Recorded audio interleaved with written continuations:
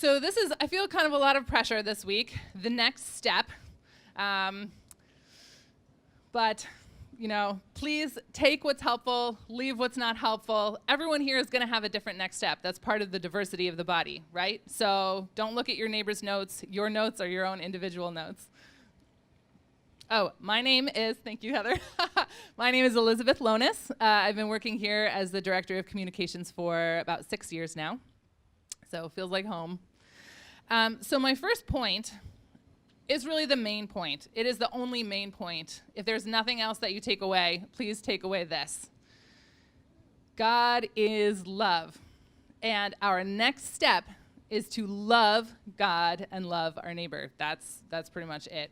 I know that's kind of vague, but when you look at 1 Corinthians 13, the great, amazing love chapter, it comes right in the context of discussing the body, our gifts, our, how we work together. And so it is crucial that we remember that if we are doing any of the things that we're doing, exercising our gifts, volunteering, whatever, if we are doing it without love, we are doing it without God. And so please don't skip over that part when you get to the discussion. Read it out loud. Let it sink in. This is the point here. So at the same time, I hope that this Discipleship Institute experience has given you some opportunity to assess the position that you're in right now, the role that you're playing in the body. Do you feel some kind of spiritual discontent about where you are? I want to be really clear about another thing. There's a bright line between volunteerism and using and exercising my spiritual gift. They don't necessarily fall in line. In discussions with some of the groups that I sat in on last week, the topic of Stephen waiting on tables came up several different times. And someone made the really good point that it said that they were looking for men who are full of wisdom, and they chose Stephen, full of wisdom and full of faith, to wait on tables so that the apostles could go do the thing that they were, the important work or whatever. It's kind of tricky because if you look at the very next chapter, Stephen goes and preaches this amazing sermon, and then he's the first martyr of the church. So you can't say, well, waiting on tables was his spiritual gift. As Amy said last week, it's not really anyone's spiritual gift to get the coffee and the muffins, right? But somebody's got to get the coffee and the muffins, and that's where the volunteer part comes in. So let's talk about what volunteerism looks like at Park Street.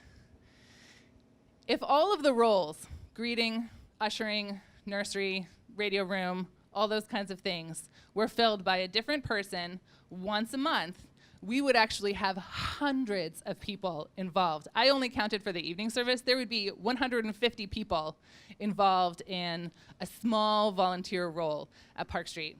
I'm thinking there are not 150 people. I think that we have definitely an 80-20 problem, and I'm also guessing that the people in this room are likely part of that 20%. So I'm not going to say you need to volunteer for another thing. I'll also shout out to the communion people right there who are doing the work of God. Thank you while we speak. So I like to think of these things, the greeting, the ushering, all these kinds of things, as like the dishes in the laundry of the church. Are there people who are gifted at dishes and laundry? Yes, actually I've met some of them. They're really good and they enjoy it and they find it fulfilling. Good for them. I'm really happy for them. But I think for most of us, it ends up being more like that childhood experience where you sit down at the table and bam, dinner got there and it's delicious, amazing. And you go to get dressed and wow, clothes clean and folded in my drawer. How did that happen? It's automagic. And so we come to church, someone hands us a bulletin, someone passes an offering plate, someone makes sure that the slides are correctly up there in the front or the microphone is turned on, or is standing at the door during the service making sure that someone who wants to come in and disrupt is not doing that. And we really appreciate those people. So if you are not doing one of those small things, I think you probably are, but if you are not, please go ahead and just volunteer to do one thing once a month. It's very helpful. More likely, you're going to say, Elizabeth, I am so burnt out. You can't ask me to do one more thing. Yes, I understand. Another topic that came up last week in groups was when to say no. When do you know that you just can't do another thing? And I appreciate this analogy that Charles Peltz shared with me afterwards, who's not here right now. But he talked about how it's like when we are so eager to do ministry, we're like the army that just jumps ahead of the supply line. We rush ahead.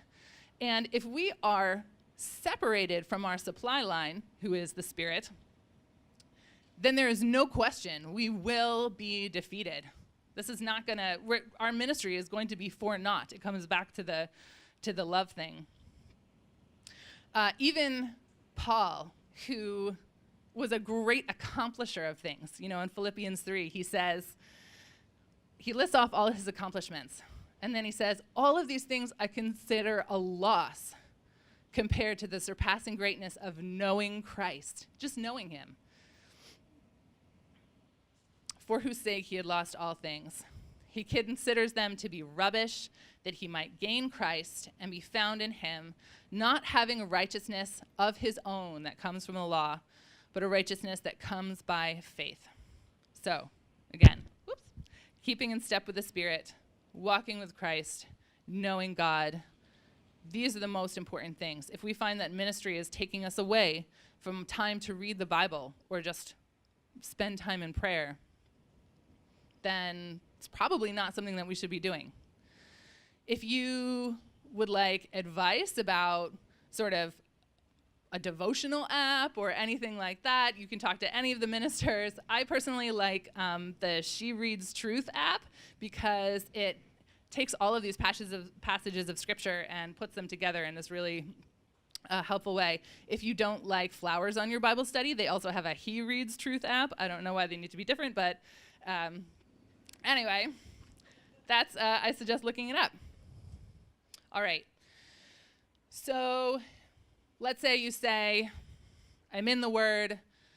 This has been a really useful exercise in understanding myself more, my gifts more, my style more. I would like to explore how to use those in church. All right. On your tables, you have this form. This is not a volunteer form. This is just the September ministry fair thing that I found to be useful for this purpose, and so I just printed it off again instead of making another thing. If you want to have a discussion about how to use your gift in church in a ministry context, fill out this form with the gifts and the skills and the areas of interest, and it will go to Chris Perkins. Chris Perkins is a great person to talk to about this because he has his finger in all the pies, and he's a great brainstormer. And, call him up, email him, have a personal conversation. On the back, there's also this, please tell us anything else you'd like us to know about you. If you have a need, or if you know of a need, please write it down. It's not just that we need to know what you want to do. We also need to know what the needs are so the body can meet them, so we can be there for them. All right, if you want to explore how you can use your gifts in the context of urban ministry, talk to Simon Fowler. Simon, can you raise your hand? Simon or Pebble Williams are on a small, I didn't tell him I was going to do this, a small committee looking to how we can do more outreach in the city of Boston. If you want to know or explore how to use your gifts in the context of vocation and at work, talk to Chris Lake or Heather Lewis. They are really passionate and enthusiastic about whole life discipleship, doing life discipleship at work. If you want to talk about using your gift in the context of missions, talk to Julian Linnell. If you would like to explore using your gift in the context of finance or administration, talk to Martha New or Tracy Noga. If you want to talk to someone about who to talk to me. I can help point you in the right direction. So that's all I'm going to say for now. I hope that that's helpful. Please take the next 20 minutes or so to assess where you are, what your individual next step is going to be, keeping in mind that love is the greatest thing, the greatest commandment. I'm going to come back in about 20 minutes, and we'll discuss the next section, the blessings and encouragements exercise.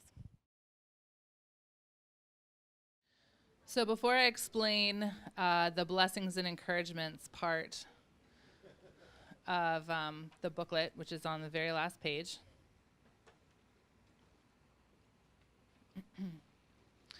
I just wanted to share some of the sort of most pressing needs that we have in the church that I didn't share before. There's a lot of sort of basic needs everywhere. You can volunteer. Everyone is going to be super appreciative to have you. So one thing coming up very recently, opportunity to serve Cafe Young Adults. Starting next week, is Missions Emphasis Week. They are always looking for lots of volunteers. Would you be able, I'm just going to read this. Would you be available and willing to minister to the cafe groups for preparing, cooking, and serving a Central Asian meal? All will be ready and tasks organized. We need willing hands and hearts. So they're looking for help on Tuesday, November 7th or Wednesday, November 8th.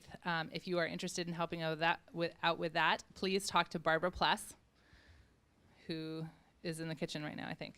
So if you don't know who Barbara Pless is, come to me and I will point her out to you. Or I have her email. Another thing is, so originally Adam Herndon was supposed to teach this lesson, but he is out with like 1 million teenagers right now on the youth retreat, so he can't be here. The important part of that is the 1 million teenagers. They're busting out on Friday nights and are really looking for youth leaders. And, you know, uncool is the new cool. So if you feel like you're not cool enough to be a part of the teenage group, just know you are. You are perfectly equipped for it. So they're looking for someone who can be consistent, doesn't mind chaos that much. So please talk to Adam Herndon. Friday nights in general, the church is just super duper active with families, and they're really looking for people who are not necessarily in the like family niche time of life to become more involved and be a part of that. So those are some specific things that if you're just looking to help anywhere, they would be very happy. All right, so the blessings and encouragements. This is something that Tony and Walter have always done, and I just think is so great. What we're going to do is we're going to go around, make sure you have your name. Actually, everyone take your booklet and write your name at the top of the blessings and encouragements page so everyone knows this is your booklet. And we're just going to pass the booklet around the table. And what I want you to do is I want you to write a blessing or encouragement for this person who has been at your table for this past 6 weeks, sharing about themselves and their life. And even if you feel like you didn't really come to know them that well, just share a verse, an encouragement, something. When you get yours back at the end, it's really great. And I just want to say a general blessing, encouragement before we get started on this. For all of the amazing help that we've gotten to put this whole thing on. Simon Fowler, who did the leader training and who's been watching out for the leaders, thank you so much. Super blessing to us. Charles and Kirsten Peltz for your encouragement and advice and love in general. I want to thank Adam Herndon, Chris May, Mary Frances, Amy Hale, Mary Frances Giles, I should say your last name, for their amazing gifts of teaching and knowledge. And I'm going to read off these names. I'm sorry if I missed you. Thompson Nye, the Strodels, Elaine Carroll, Ruth Smith, Yoon Jong Lee. Akaiko or Akiko Karam, sorry if I said your name wrong, Lucy Leyland, Julian Johnston, Tom Kang, Jeff and Heather Lewis, Dorothy Saltzader, Sarah and David Pazasic. These are just some of the people that helped set up and take down and do all of the dishes and laundry to make this thing happen. I'm going to clap for you. Thank you very much. I really appreciate it. And finally, she's not here right now, but I would just super duper thanks to Margaret Sloat.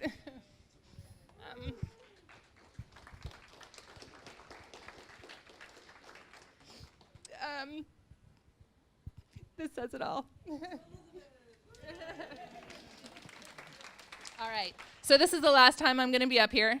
I want you to encourage yourselves.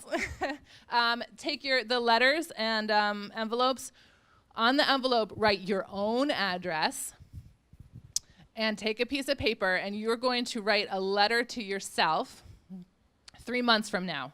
So this is a letter to your future self, telling yourself, hey, this is what I'm praying for you. This is what I hope that you have followed up with, followed through with, the volunteer thing that I hope that you've dropped, the volunteer thing that I hope that you've picked up, the way that I hope you've discovered your spiritual gift, the way that I hope that you're loving your neighbor. Or the way that I hope you're actually spending more time reading the Bible or whatever. So that is a letter to your future self. And put it in that box over there. Actually, no, just kidding. That's dumb. Put it in your blue bag, and it will be mailed to you 3 months from now, and you'll receive it in the mail. All right. Thank you very much.